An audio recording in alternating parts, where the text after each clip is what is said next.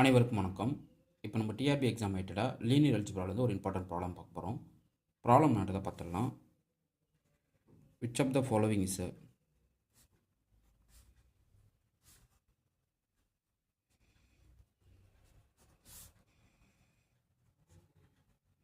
Vector subspace of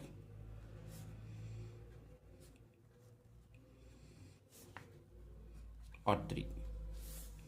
Option A, set of all x comma y comma z such that x plus y equal to 0. Option B, set of all x comma y comma z such that x minus y equal to 0.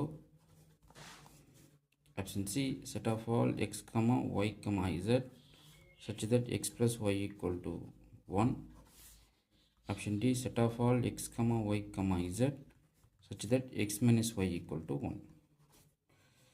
So உங்களுக்கு 4 different set of spaces கொடுத்துருக்காங்க. இதில் வந்து எது subspace of R3ன்னு கேட்குறாங்க. So இது எல்லாமே element of R3 தான். ஏன்னா 3 டப்பிள்ஸாக கொடுத்துருக்காங்க, எல்லாமே எலமெண்ட் ஆஃப் R3 தான்.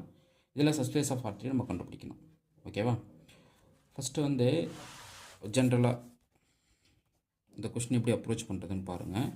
W வந்து ஒரு சப்செட் ஆஃப் R3 இருக்குது, ஜஸ்ட் Rn இருக்குது அப்படின்னு வச்சுக்கோங்களேன்.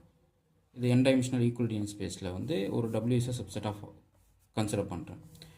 இது வந்து எனக்கு சஸ்பேஸாக இருக்கணும். W is said to be சஸ்பேஸ்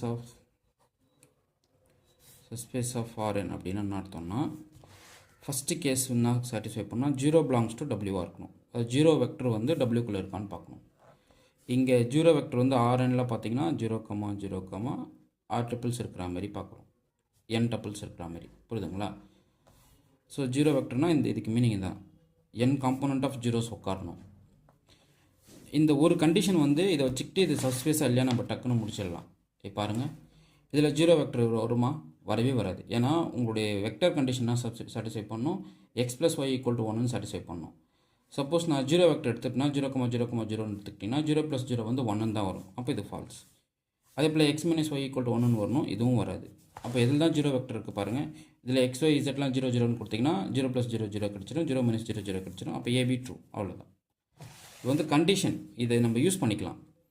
சஸ்பேஸாக இருக்கணும் அப்படின்னா ஒன் ஆஃப் த கண்டிஷன் வந்து 0 வெக்டர் பிலாங்ஸ் டு டபிள்யூவாக இருக்கணும். இது ரொம்ப குரூஷியல். இது நம்ம நோட் பண்ண மாட்டோம் மோஸ்ட்லி. டைரெக்டாக சஸ்பேஸ் கண்டிஷனுக்கு போய்டும். என்னது? α × W1 + β × W2 belongs to W for any W1, W2 belongs to W and α, β belongs to the scalar field F அப்படின்ட்டு போயிடுவோம்.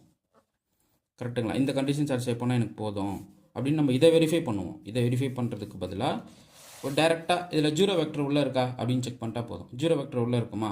இது ரெண்டுத்தில் இருக்காது, இது ரெண்டுத்தில் இருக்கும். அப்போ 0 வெக்டர் ஒன்ஸ் இருந்தாவே அது சஸ்பேஸுக்கு ஓடியாந்துடும். அப்போ நீங்கள் என்ன பண்ணிடலாம்? ஏபி எங்கே லாக் பண்ணிடலாம். ஓகே. ஸோ இது போல் ப்ராப்ளம் நிறையா உங்களுக்கு அப்லோட் பண்ணுறேன். உங்களுக்கு இந்த வீடியோ பிடிச்சிருந்தா லைக் பண்ணுங்கள், கமெண்ட் பண்ணுங்கள், உங்கள் ஃப்ரெண்ட்ஸுக்கு ஷேர் பண்ணுங்கள். TRB study material test batch வேணும்னா 9384686847 இந்த நம்பருக்கு கான்டாக்ட் பண்ணிங்கன்னா டீட்டெயில்ஸ் ஷேர் பண்ணிவிடுவேன். இன்ட்ரெஸ்ட் இருக்கிறவங்க டெஸ்ட் பேட்ச் ஜாயின் பண்ணிக்கலாம், ஸ்டடி மெட்டீரியல் வாங்கி படிக்கலாம். தேங்க்யூ.